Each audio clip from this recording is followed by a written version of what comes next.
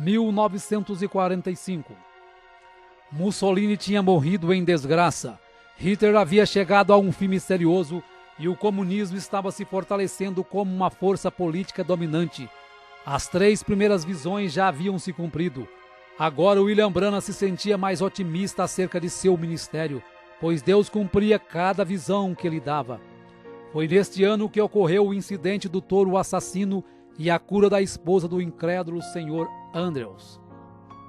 1946.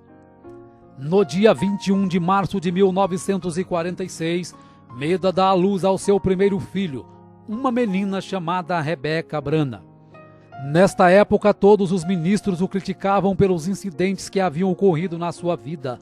O paradoxo de pregar a cura divina e perder tantos queridos de uma só vez, e acabavam por dizer que todos os milagres que seguiam as visões procediam de poderes demoníacos. Isto deixou William Branham muito deprimido e já estava começando a crer que tudo o que acontecia com ele era obra do inimigo. 7 de maio de 1946, um dia que marcaria William Branham para o resto da vida. Em meio a um grande desespero, William Branham deixa $17 para Meda se sustentar e vai para a caverna Greensmill, o lugar onde ele fazia contato direto com Deus, e diz para Meda que não voltaria enquanto Deus não o tirasse desta opressão. Após muito clamar a Deus, um anjo lhe aparece e o comissiona dizendo que Deus irá enviá-lo para levar ao mundo um dom de cura. Para que as pessoas pudessem crer nele, era necessário que ele fosse apenas humilde e sincero, e seria-lhe dado 2 sinais como foi dado a Moisés. O primeiro seria que, ao pegar na mão direita do enfermo com a sua mão esquerda, poderia detectar a presença de alguma enfermidade.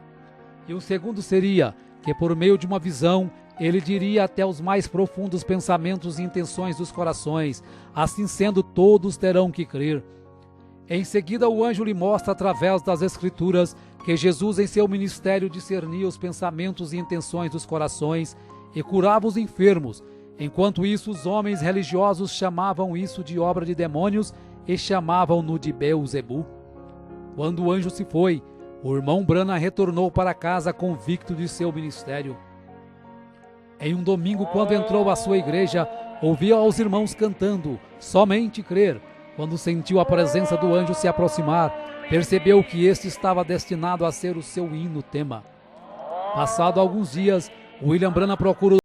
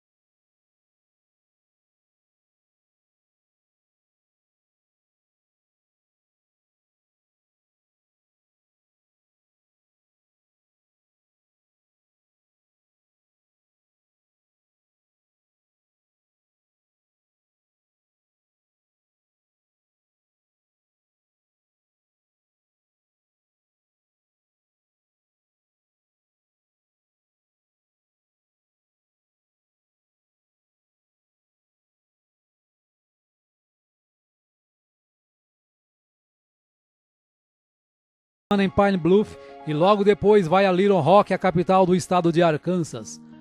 Do verão até o outono de 1946, William Branham pregou através de Arkansas sem parar, sem tempo para descanso. Eram comuns reuniões acabarem às 3 horas da manhã, e após os cultos, quando o irmão Branham exausto começava a cochilar, o telefone tocava, e do outro lado da linha uma pessoa enferma precisando de oração, e mesmo a quilômetros de distância dali, o irmão Branham nunca desprezou nenhum pedido de oração, indo até o enfermo e fazendo a oração da cura. Uma campanha de 8 dias em Jonesboro reuniu o maior número de pessoas que já haviam assistido um culto com o irmão Branham. Uma estimativa feita pelo jornal calculou 28 mil pessoas. O irmão Branham faz uma declaração valente que pretendia ficar ali no púlpito até a última pessoa enferma passar pela fila de oração. O primeiro dia e noite passaram, e o irmão Branham apenas tirava algumas horas para se deitar atrás do púlpito para cochilar, e quando acordava, a fila de oração ainda estava aliada, com o próximo enfermo esperando sua vez para receber oração. William Branham tomava suas refeições do lado do púlpito, assim ele podia continuar orando pelos enfermos o dia todo. Muitos ficavam dentro do auditório dia após dia, apenas enviando alguém para trazerem sanduíches quando tinham fome. Após 8 dias e noites orando, o irmão Branham se encontrava tão exausto, tanto física quanto mentalmente, que ao se deitar não conseguia adormecer. A fila de oração continuava crescendo cada dia mais, e já estava maior do que quando começou no primeiro dia, porém ele não conseguia continuar ali nem mais uma hora. Após 3 meses de campanha, William Branham volta para casa com 9 quilos a menos. Quando chegou em casa, havia aproximadamente 200 pessoas o aguardando, pois em todas as reuniões ele deixava seu endereço, para que quando alguém precisasse de oração, viesse até Jeffersonville em sua casa. Orou por estas pessoas até 2 horas da manhã, mesmo quando tentou dormir, carros continuavam chegando à sua porta por toda a noite. 1947. Embora não recuperado totalmente de seu esgotamento, em fevereiro de 1947, longas campanhas continuaram com oração pelos enfermos, sendo registrado aproximadamente 2.500 pessoas recebendo oração por dia. Passou por Louisiana, Texas, Arizona e pela primeira vez em Los Angeles, Califórnia. Em uma destas reuniões na Califórnia, ao curar uma mulher com câncer, em seguida seu esposo manda alguns rapazes levar um cheque de $1,5 milhão para William Branham, que mesmo vivendo em meio a uma grande pobreza, decididamente o recusa, pois quem havia curado sua esposa não era ele, e sim Jesus Cristo. Em todas estas reuniões, os irmãos Jack Moore e Hugh Brown o acompanhavam de perto, carregando o irmão Branham praticamente inconsciente da plataforma e o levando para os hotéis. Jack Moore estava exuberante com esse ministério fenomenal, então viaja para convidar Gord Lindsay, um editor de uma revista, para presenciar também tamanhos milagres. Em abril de 1947, pregou em Phoenix para pessoas que tinham como língua o espanhol. Foi a primeira vez que prega com um intérprete. Em maio de 1947, após um culto de cura, ao dividir o quarto com Billy Paul, de 11 anos, o anjo de Deus aparece ao irmão Branham numa madrugada. O irmão Branham pede permissão para que Paul o veja também. Então ele acorda Billy Paul para ver o anjo que sempre está ao lado de seu pai.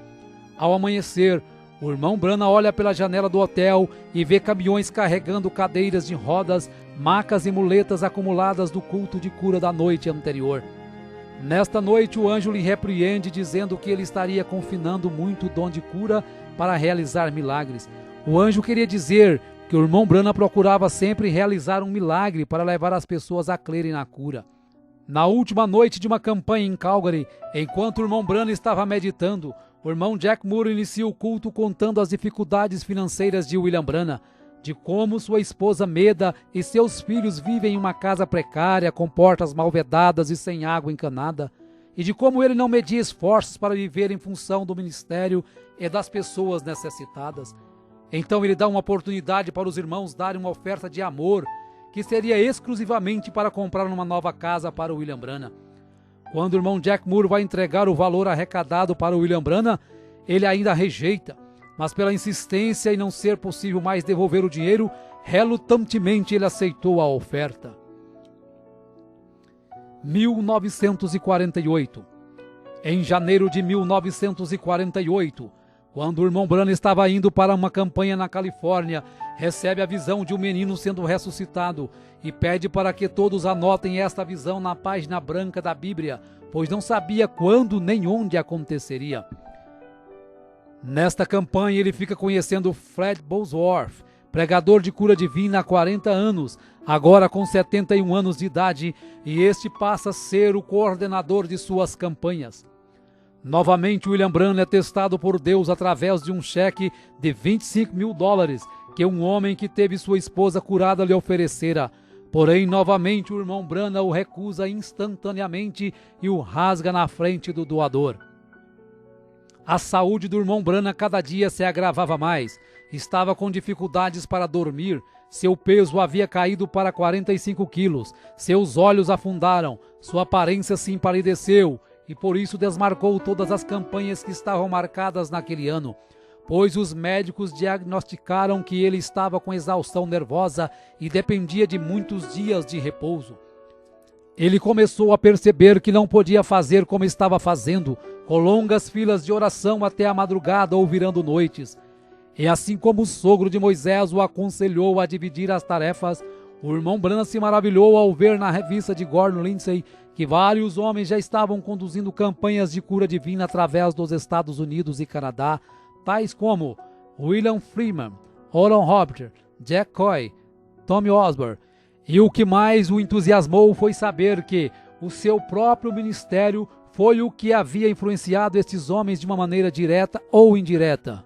Ele estava então disposto a não continuar jogando toda a carga para cima de si, mas fazer somente o que seu físico permitisse.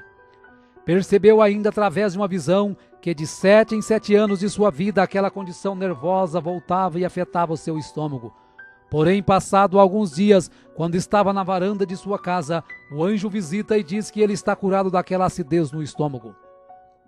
Após William Branham ter melhorado e ganhado 6 quilos, Aaron Buster e Fred Bosworth, como administradores das campanhas, começam a analisar as falhas cometidas no passado, como reuniões de cura divina terminar nas altas horas das madrugadas, fazendo com que o irmão Branham chegasse a um nível crítico de cansaço físico e mental.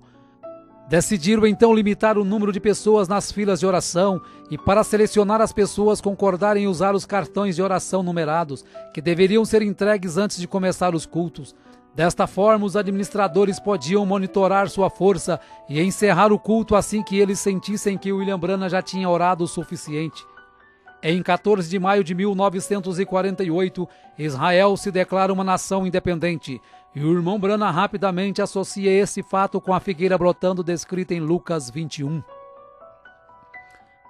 1949. No dia 24 de julho de 1949, o curso da história cristã para William Branham mudaria para sempre. Quando estava pregando para 10.000 pessoas, ele tinha chamado a fila de oração, enquanto os oficiais reuniam 15 pessoas em ordem numérica. Quando chegou a primeira irmã para receber a oração, o irmão Branham já não fez como sempre havia feito nos cultos de cura, segurando a mão direita da pessoa enferma, mas simplesmente começou a ter visões de episódios que haviam acontecido e que aconteceriam com aquela pessoa. A partir de então, ele percebeu que o segundo sinal que o anjo havia lhe dado estava começando a entrar em evidência, que era ver até os segredos mais profundos do coração. Algumas pessoas criam na visão e outras pensavam que era telepatia ou algo arranjado. Numa campanha em Windsor, com aproximadamente 8.000 pessoas, no final da fila de oração, um jovem sem enfermidade tenta desmascarar o irmão Branham. Diz que tem tuberculose e que quer ser curado. Porém, Deus mostra a trama ao irmão Branham e ele diz que a partir daquele momento o jovem teria realmente tuberculose para o resto da vida. Isto leva o jovem ao desespero, porém já é tarde demais. Aquelas visões o enfraqueciam muito, por isso 20 visões por noite já faziam o irmão Branham tremular de fadiga. Milhares de cartas chegavam de vários lugares com pedidos de oração. Não sendo mais possível atender tantas cartas, ao ler o livro de Atos no capítulo 19 e ver que o apóstolo Paulo orava pelos lenços, ele sentiu de fazer o mesmo. Porém, como não tinha condições de comprar tantos lenços, Ele cortava um grande lençol em pedaços, orava por cada um, e seus administradores, Fred Bosworth e Ernie Buster, enviava por carta de volta para cada pedido de oração, explicando na carta para o enfermo que deveria guardar seu pano orado na Bíblia na passagem de Atos 19. Não passou muito tempo quando começaram a chegar cartas com testemunho das pessoas que haviam recebido os panos orados. Uma campanha em Fort Wayne, Indiana, quando acabara de curar uma criança com pólio, a organista, ao ver isto, levantou suas mãos e gritou, enquanto sobrenaturalmente as teclas do piano continuaram sozinhas a tocar o mesmo hino. Nesta mesma noite que John Ryan, um velho homem cego, é curado, porém sua cura só é efetivada alguns dias depois, quando estava na barbearia. 1950. Em janeiro de 1950, os administradores do irmão Branham agendaram uma campanha de 17 noites em Houston, Texas. Embora muitos ministros da cidade contribuíram para as reuniões, Dr. Best, um ministro local, colocou um grande anúncio no jornal criticando o irmão Branham e a cura divina. Dr. Best queria um desafio em público para provar que cura divina não existia. Então o irmão Branham envia Fred Bosworth em seu lugar para o debate que aconteceria no Coliseu Sam Houston, no Texas. O William Branham assistiu o debate em um lugar do auditório disfarçado, e após Bosworth e Best muitos se debaterem, o anjo se aproxima do irmão Branham e fala para ele descer até a plataforma. Era 24 de janeiro de 1950, e o Dr. Best havia contratado alguns fotógrafos do estúdio Douglas para desmascarar o irmão Branham como impostor. E quando o irmão Branham começou a falar sobre o seu nascimento sobrenatural e o dom de cura que Deus havia lhe dado, aquele ralo de luz desceu e pairou sobre sua cabeça. Enquanto isso, os fotógrafos rapidamente aproveitam para fotografar o momento em que a luz estava sobre ele. No estúdio Douglas, quando foram revelar as fotos, todas estavam queimadas, exceto uma, a que tinha o halo de luz pairando sobre a cabeça do irmão Branham. Quando levaram a foto para mostrar a William Branham, humildemente ele diz que se sente muito honrado por Jesus ter permitido ser fotografado ao seu lado. Gordon Lindsay então pede uma análise do negativo da foto e George Lacer, um agente do FBI, conclui que a foto é realmente sobrenatural, sendo posteriormente publicada em várias revistas dos Estados Unidos. Na manhã seguinte ao debate, uma carta de Durban, África do Sul, chega às mãos de William Branham, o convidando para ir orar por Florence Nightingale, que se encontrava com câncer em estado terminal, pesando 22 quilos. Porém, haviam muitas campanhas antes de poder ir à África. No dia 6 de abril de 1950, William Branham, Ernie Buster, Jack Moore, Gordon Lindsay e Howard Branham embarcam em um avião rumo a Londres, Inglaterra, para orar pelo rei George VI. Quando desembarca, fica sabendo que Florence Nightingale estava ali também, pois ela havia ficado sabendo da sua passagem em Londres.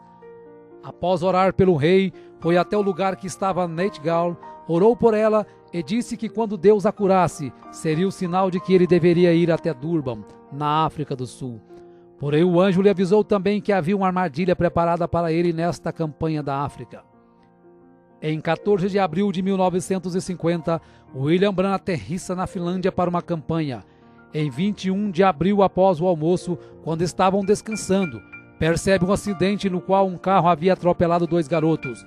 Um havia morrido instantaneamente e o outro estava em coma no hospital. Após alguns minutos observando, estavam todos muito abalados, inclusive o irmão Branham. Sem perceber, algo começa a deixar o William Branham inquieto. E quando começa a olhar em volta, pede para que Lindsay e Moore olhem rapidamente na página branca de suas Bíblias acerca da visão que ele havia contado na América. Então começam a folhear a Bíblia e lentamente leem o que eles tinham escrito 2 anos antes. Cabelo castanho, olhos castanhos, entre 8 e 10 anos de idade, pobremente vestido em roupas estrangeiras, desfigurado devido a um acidente, uma terra com pedras sobrepostas e árvores, e percebem que é exatamente a cena que havia sido descrita na América. Então o irmão Branham se sente confiante e corajosamente desafia a todos os homens e mulheres que ali estavam, dizendo: Se este garoto não viver nos próximos poucos minutos, vocês podem prender uma placa em minhas costas dizendo que eu sou um falso profeta. Se ajoelhe durante a oração, aquele pequeno garoto que outrora estava morto e desfigurado se colocava de pé em perfeito. Após alguns dias, cura também a outra criança que havia sido atropelada e estava em coma no hospital. Em seguida, a comitiva Brana vai até a Suécia, depois Noruega e retorna ao Texas. Após um mês no Texas, decide voltar para casa. Ao partir de Dallas, no Texas, fortes tempestades o obrigam a pousar em Memphis e o avião fica em terra por 18 horas, enquanto o irmão Branham sai para curar o filho de uma senhora de cor que havia passado a noite orando. Mais tarde, William Branham recebeu 2 cartas que o tocou profundamente. Uma era do Dr. Roy Davis se desculpando.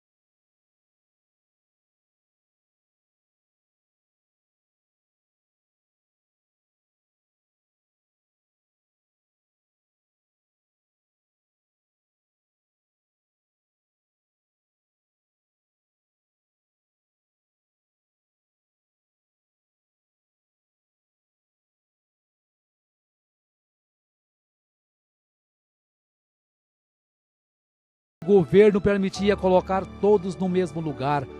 Então o irmão Branham entendeu o porquê Deus queria que ele fosse direto para Durban. O profeta continua sentindo fortes dores no abdômen, mesmo quando estava orando e os enfermos sendo curados.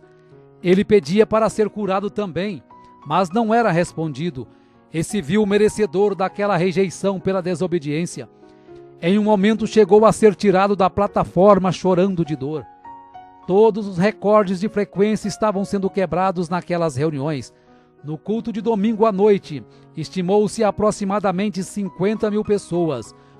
Foram tantas curas e libertações que quando o prefeito da cidade chamou o irmão Branham na janela do hotel, ele ficou atônito vendo 7 caminhões de gado abarrotados de cadeiras de rodas, muletas, macas e aparelhos, sendo seguidos por uma multidão de nativos de todas as tribos, ombro a ombro, sem inimizade, cantando somente crer, tudo é possível somente crer. Durante 10 semanas na África, a comitiva William Branham tinha conduzido 120 cultos em 11 cidades, com a frequência de 500 mil pessoas e 10 mil pessoas sendo conduzidas a Cristo pelo batismo. Tudo isso exigiu que o irmão Fred Bosworth continuasse na África por mais um mês para ajudar aos ministros locais a estabelecerem os novos convertidos a Cristo. 1952. O irmão Branham estava vivendo semanas em um estado miserável com muita dor. Recebe o diagnóstico de uma amebíase invasiva, que era a terceira pior enfermidade que existia. No final de fevereiro de 1952, ele retorna ao médico, que diz que o seu estado está cada vez pior e que se as amebas caírem em sua circulação sanguínea e chegar ao seu cérebro ou seu coração, ele viveria apenas mais 10 horas. Às 3 horas da manhã, o anjo acorda e lhe diz que ele está curado daquelas amebas, pois o preço da vontade permissiva já havia sido pago.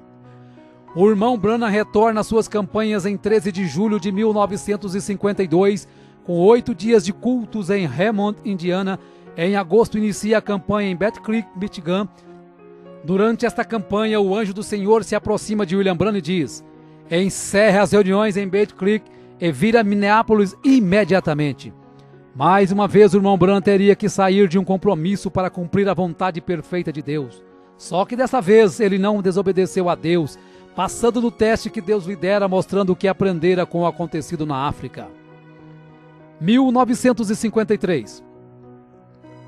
Após alguns meses de campanha em 1953, passando pela Flórida, Arkansas e Indiana, o irmão Branham decide passar o resto do verão descansando em casa.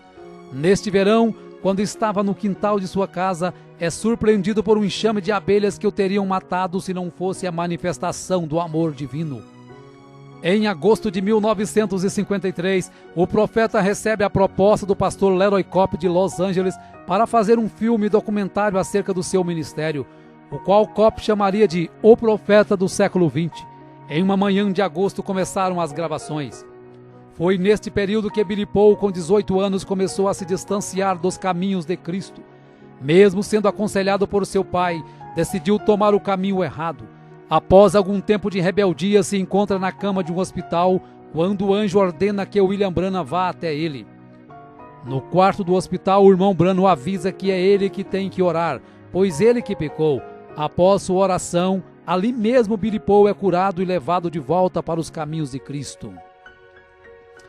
1954.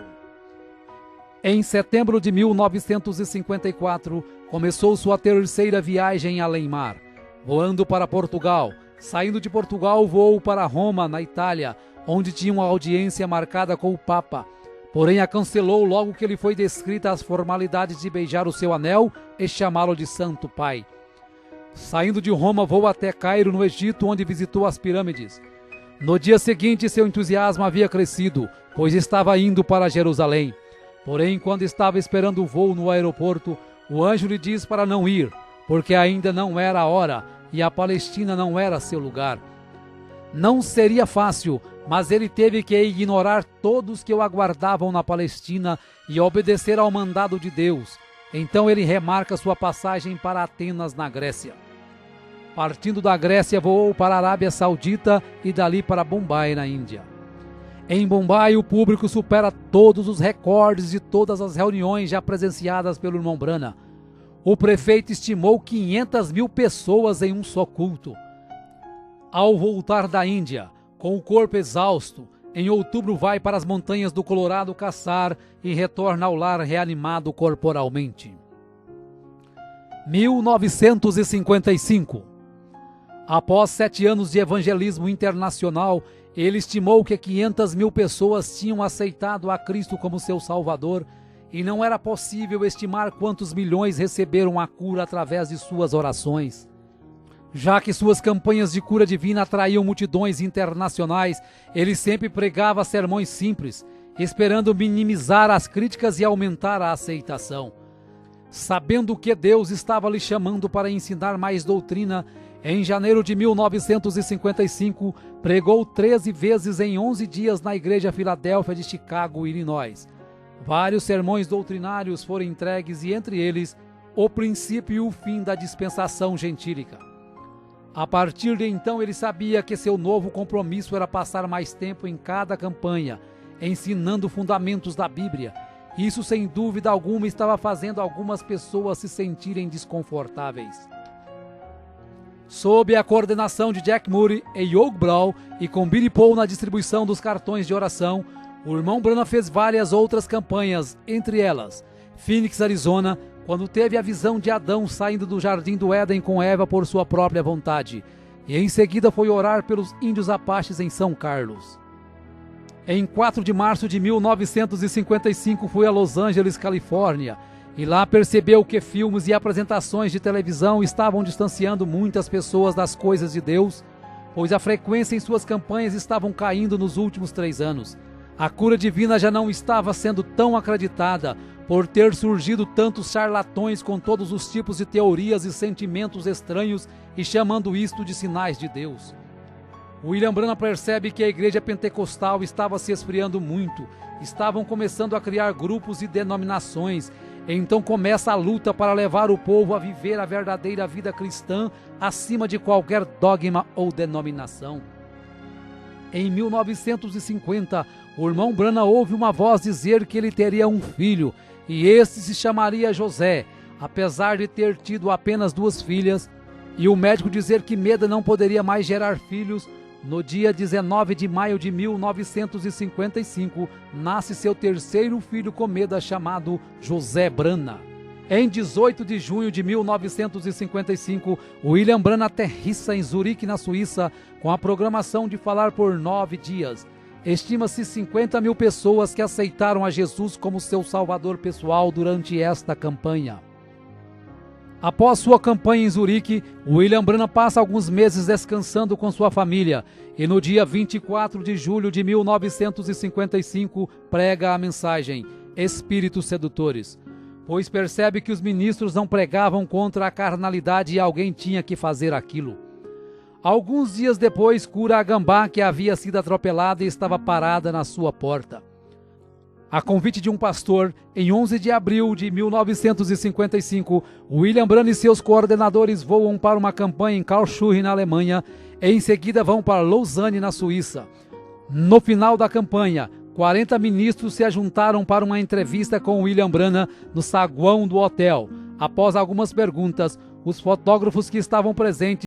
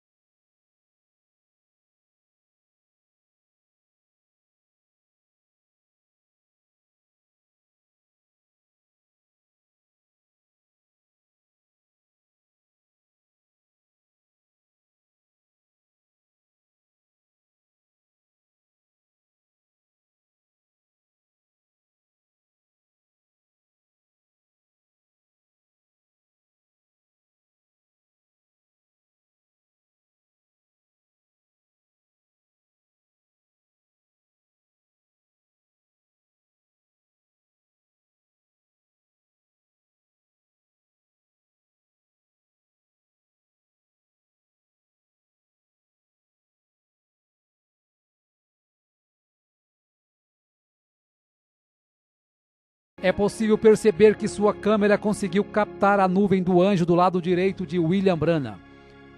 Em novembro de 1957, o evangelista Fred Bosworth, que foi considerado um pai para William Branham, morre com 84 anos de idade. 1959. Na primavera de 1959, o irmão Branham vai ao hospital orar por Linda Kelly, uma irmã que se desviara da igreja e agora estava entregando novamente sua vida a Cristo. Ela é curada de seu problema, porém após um dia ela morre no hospital. Esta notícia atordoou ao irmão Branham e em um momento de fraqueza diz que Deus devia satisfações a ele. Após 4 meses, ele recebe a visão de um piquenique no ano passado, quando Deus poupou a vida de Linda de morrer afogada, por ela não estar com a alma pronta para partir. Por isso Deus concedeu mais um tempo de vida para ela se preparar. Ao receber a visão, William Branham se entristeceu muito por ter cobrado satisfações de Deus. Então vai até a casa da mãe da moça e conta a visão, explicando que havia chegado a hora para Linda partir. Um dos fardos mais pesados na vida de William Branham em 1959 foi a contínua luta com a Receita Federal, acerca de cheques que ele recebia para as campanhas. Por ser tão pressionado, chega a dizer que não está em casa quando seu advogado, o Sr. Orbison, liga para uma conversa. Imediatamente, arrependido do que fez, vai ao escritório do seu advogado e pede perdão, dizendo que mentiu quando pediu para dizer que não estava em casa. Isto elevou ainda mais a estima que o Sr. Orbison tinha por ele, e apesar de se sentir bem melhor, na manhã seguinte vai ao Greens Mill para pedir perdão a Deus. No dia 8 de outubro de 1959, o irmão Branham estava na mata esperando esquilos, pensando acerca de uma escritura que o deixava confuso, que diz: qualquer que disser a este monte, ergue-te daqui e lança-te no mar, e não duvidar, aquilo que pede lhe sucederá. No momento, uma voz explica a escritura e diz para ele pedir o que quiser. William Branham então pede que 3 esquilos avermelhados apareçam em lugares improváveis de estarem. Quando os esquilos aparecem, ele os mata e leva para comer. No dia 11 de novembro de 1959, o irmão Branham e alguns amigos vão à fazenda dos Wrights para buscar o vinho da ceia. Lá encontra Hat Moser com seus filhos, seus pais e sua irmã Edith, que vivia sob uma cadeira de rodas.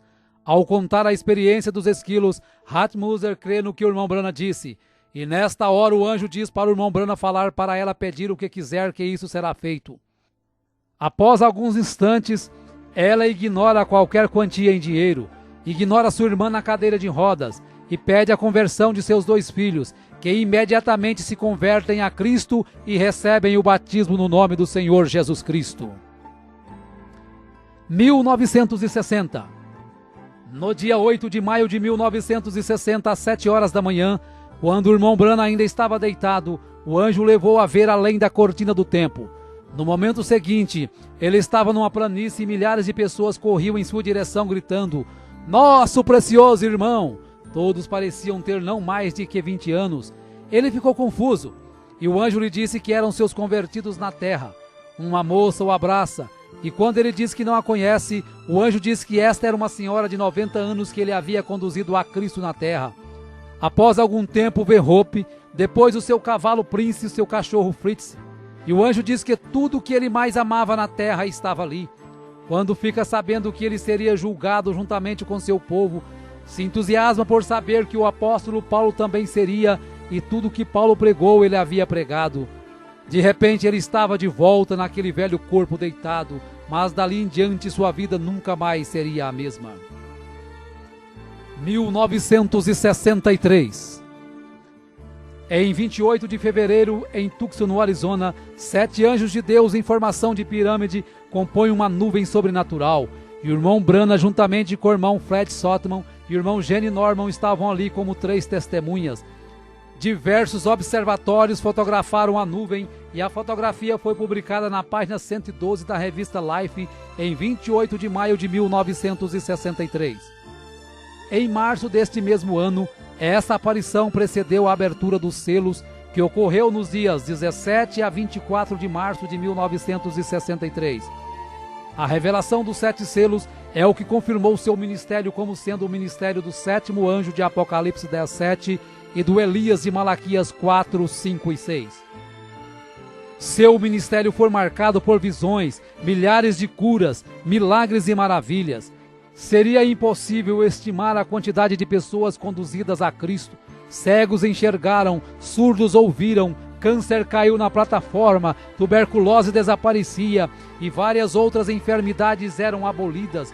O que muito admirou a muitos dos seus coordenadores foi que durante todas suas campanhas nunca precisou pedir dinheiro para custear nenhuma delas, pois ele prometeu que permaneceria no campo enquanto Deus suprisse suas necessidades.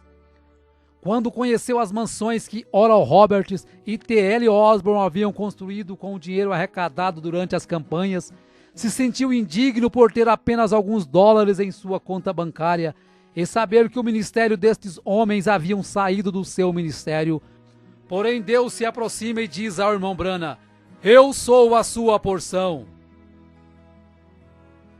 1965. No dia 18 de dezembro de 1965, o irmão Branham estava retornando de Tucson, no Arizona, a Jeffersonville, Indiana, e havia programado ao retornar pregar sobre um tema intitulado A Trilha da Serpente. Na viagem estava Billy Paul com sua esposa Lois, seu filho Paul e José Branham em um carro, e no outro carro logo atrás estavam William Branham com sua esposa Meda e sua filha Sarah. Era aproximadamente 7:30 da noite quando o carro do irmão Branham colidiu de frente com outro veículo conduzido por 2 mexicanos embriagados, que estavam dirigindo na contramão e com o farol esquerdo queimado. Quando Billy Paul olhou no retrovisor e percebeu o acidente, volta e encontra morto um dos rapazes mexicanos e sua família em estado muito grave presa às ferragens. Billy Paul pediu para seu pai falar a palavra e ele sairia daquelas ferragens imediatamente. Porém, o irmão Branham disse que o dom era para ser usado para os outros e não para si mesmo. Tanto que, ao saber que Meda estava morta, colocou a mão sobre ela e a ressuscitou ali mesmo no local. Quando o corpo de William Branham em coma deu entrada no hospital, muitas pessoas que estavam internadas até mesmo na UTI foram curadas instantaneamente. Apesar de todos os esforços, o irmão Branham veio a falecer no hospital 6 dias depois do acidente. As irmãs Meda e Sarah, com algumas fraturas, receberam alta alguns dias depois. O irmão Branham morreu aos 56 anos de idade, em 24 de dezembro de 1965, às 5h49. E como era o seu desejo, Billy Paul, juntamente com os irmãos que estavam ali no hospital na hora da notícia do seu falecimento, tiraram os chapéus e cantaram a estrofe do hino: somente crer, tudo é possível, somente crer. O irmão Branham foi sepultado alguns meses depois, em abril de 1966. Porém, sua morte não pôs fim a seu ministério, e hoje, 100 anos após o seu nascimento, nós podemos dizer que muito em breve estaremos estreitando sua mão e diremos juntos: nosso precioso irmão, obrigado pelo seu esforço, pela sua renúncia, por seu ministério. Estamos unidos hoje para estarmos juntos amanhã.